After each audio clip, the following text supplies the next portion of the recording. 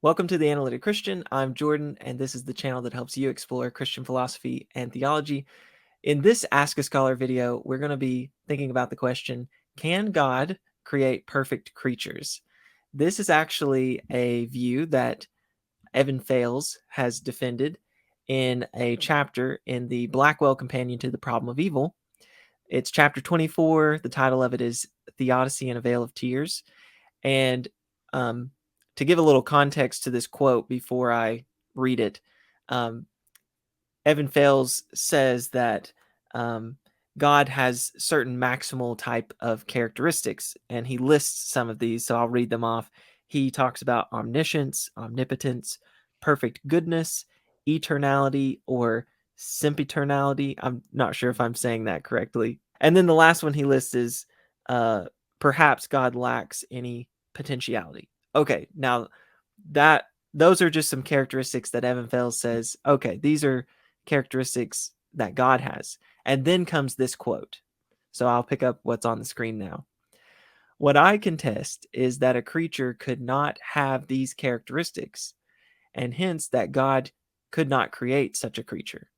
I will call such a creature a perfect creature, a creature that is an exact duplicate of God, save for one characteristic, aseity.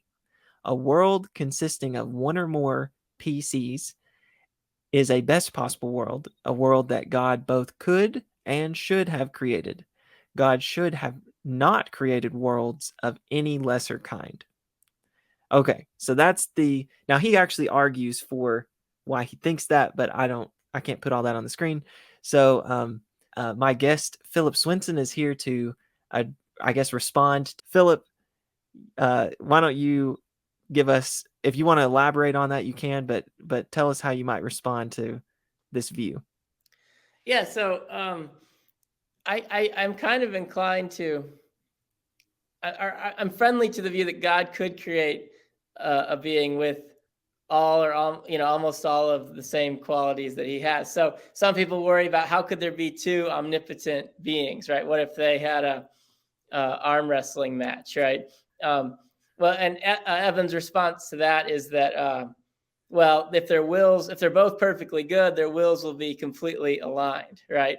I don't know if that's clearly right, because you could, two perfectly good beings might agree to have a contest just for fun, right? You and I might agree to have an arm wrestling match, and that's not any moral, vice in either of us, right? So I'm not sure that God could really get everything, right? But here's what I'm willing to grant for sure, is that God could have made creatures a lot more like himself than we are, right? So let's just imagine God makes a bunch of creatures that are as much like himself as he possibly can. And I guess Fales' thought seems to be that, well, the best possible world would just be a world where God makes those creatures. God shouldn't make super, messed up, fallible creatures like us when he could make those creatures that are a whole lot like himself, right? Mm-hmm. So I take that to be the core of the challenge. Why make creatures like us when he could have made, call them perfect creatures a lot more like himself. I say, let's grant that God could make those kind of creatures much more like himself than we are. And my response is that isn't the best possible world, right? It's not true that a world with just those creatures and God is the best possible world. So the way to see that is, imagine God starts out, he creates a bunch of perfect creatures. Let's call that world A. Now imagine world B, which is just like world A, except in addition to creating a bunch of perfect creatures, he creates a separate universe that contains a bunch of happy humans. My intuition is that world B is better than world A, right? So I don't agree that God does better by just creating perfect creatures and no other kinds of creature. As long as the additional creatures he creates have valuable lives and add value to the world, it seems like they add value to the world, and the world with the perfect creatures and us is better than just the world with the perfect creatures.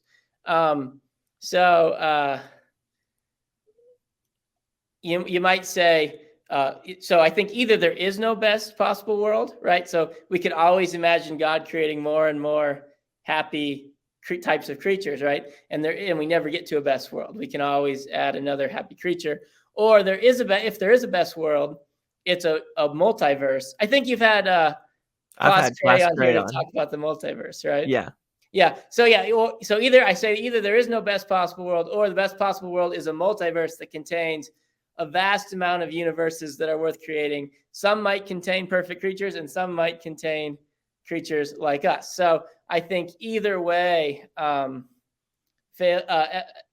is wrong to say that world is better than worlds that is automatically better than worlds that contain creatures like us.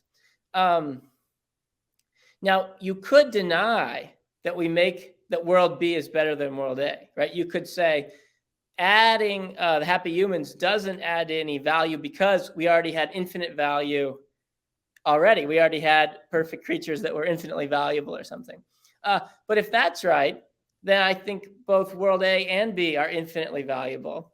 And if you think all infinitely valuable worlds are equally good, why can't God go ahead and create world B, which includes us, rather than world A, which just includes the perfect creatures? So even if you think, I don't think this, but even if you think that all infinitely good worlds are equal, right? Worlds with infinite value in them are equal.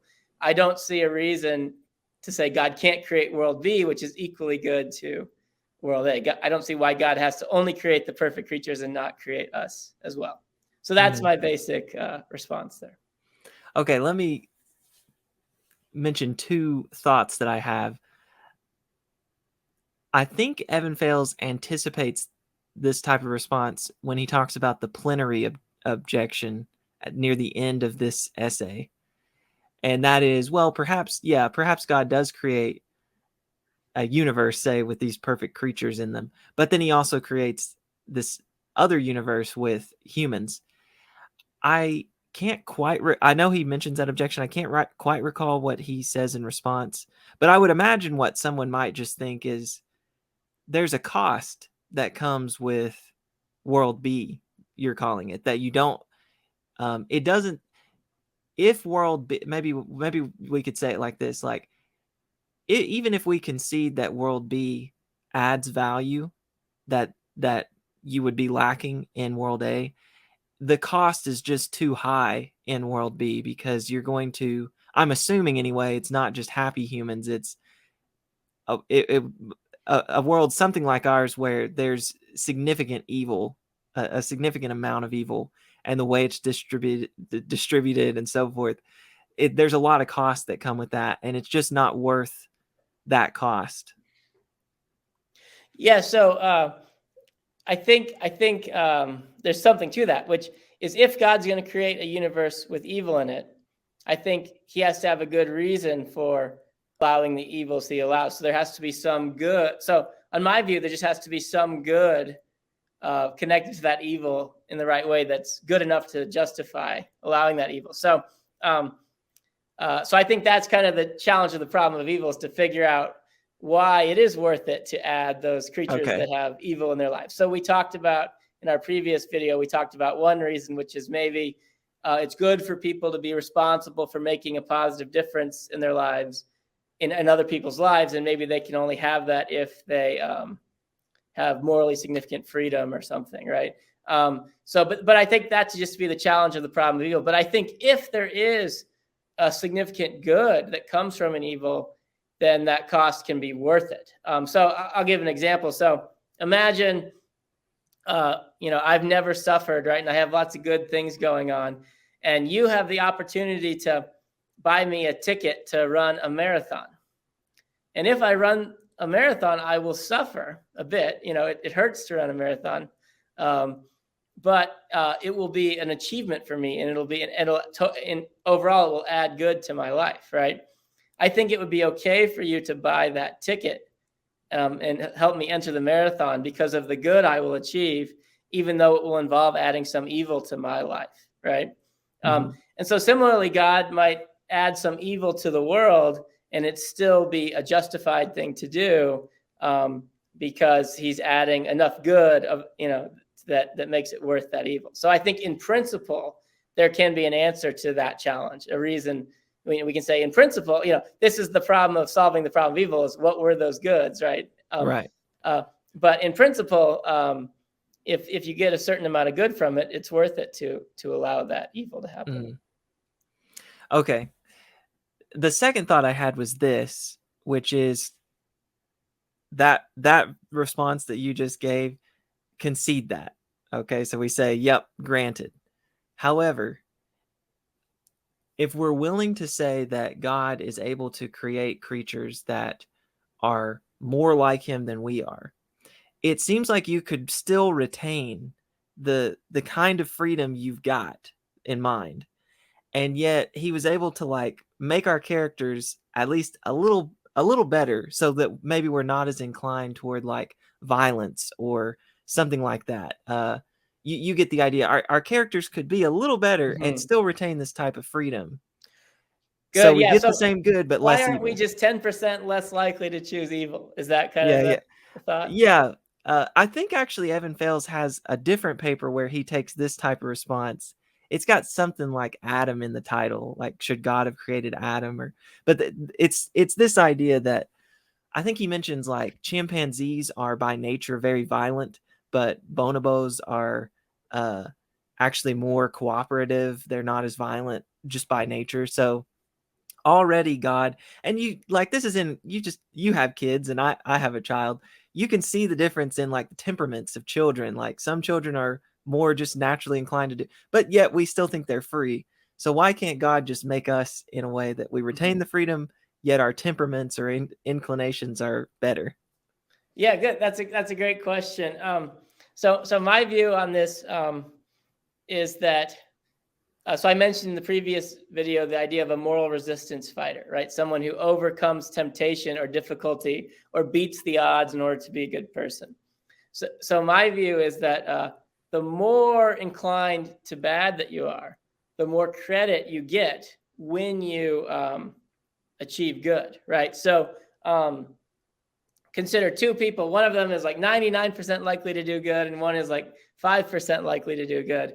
If the 5% likely person makes the right choice and does good, even though it was really hard, they get more credit. So they get more of this good that God is aiming for. So why doesn't God just make us all really likely to do good? Is because he would get less, that there's a trade-off. He gets more good actions, but less credit is achieved with each action. So it makes sense, I think, for him to make some people who are more likely to choose bad, because when they succeed and choose well, um, he gets more of the good he's aiming for. They have more credit for making a difference in other people's lives when they choose good, because they faced more temptation to do bad. Okay. Yeah, and so that response was something that you mentioned in the last Ask Scholar video where we talked about Wes Morriston's dilemma. I guess the natural response might be to, in that case, like, well, then why doesn't God just crank it, make it really hard on us so that we get a lot of credit when we get, Mm-hmm. so why isn't the world, I guess, even more evil than Right. it Yeah. is if you're Another right way about is, that? why is there so much diversity, right? Is that, why is it that some people are naturally very likely to do good and other people are very naturally very likely to do evil? Isn't there some optimal amount of temptation? And then if there's an optimal amount, why doesn't everyone get that? Yeah. Is that kind of the thought? Yeah. Yeah. Yeah. I think, yeah, you've got it. Yeah. So I'm not quite sure if I have a perfect response to that. The view I have is that the more likely you are to do evil, the more credit you'll get for doing good. So my thought is that it'll turn out kind of as a wash for God, right? So um, anytime, if he's aiming at what he wants is lots of people getting credit for doing good, right? Um, so anytime he makes you more tempted to do evil, he lowers his chances of getting someone who got credit for doing good, but he increases the amount of good he will get if they choose to do good. Hmm. And so my thought is that it'll turn out to be kind of a wash, right? Um, if he makes you really likely to do good, he's very likely to get that, but he only gets a little. The payoff is low. If he makes you unlikely to do good, he is unlikely to get what he wants, but the payoff is high, and it'll turn out to be kind of a wash, where he gets about the same amount of expected value either way. So that's the kind of response I think I want to give there. So there isn't really like this optimal amount of temptation. He gets a similar potential payout, whether the temptation is lower or higher. But I'm not sure if I'm not sure if that will end up working out mathematically or not. Another thing you can say there is that maybe there is some optimal level, but the reason we depart from that is because we have affected each other's level of temptation, right? So one way that we can impact each other's lives is by making each other more or less likely to do good and bad things. And maybe, there is some optimal level, but because of the way we treat each other, people depart from that optimal level. So that's one of the things that God wants us to be responsible, is other people's level of inclination to be good or bad. So that's another response you could give there. Yeah. That sounds a lot like Dustin Crummets' response to the problem of divine hiddenness, which I just had him on to talk about that. Yeah. I'm inspired by him on that. I like that paper a lot. Okay. Well, we went down several different options there. So I'd encourage people, go check out Evan Fales' chapter in that Blackwell Companion to the problem of evil. I'll have it linked in the description of the video. And I guess, do you have any paper? You mentioned in the last video you'll have something coming out, but that was for Wes Morrison's dilemma. Do you have anything related to this, you think? Nothing I need to recommend. Yeah. Okay. I will add, you do have this paper on moral luck, right? That yeah. So I'm drawing from that paper to present some of these views. So that's why I talk about moral resistance fighters and things like that. Yeah.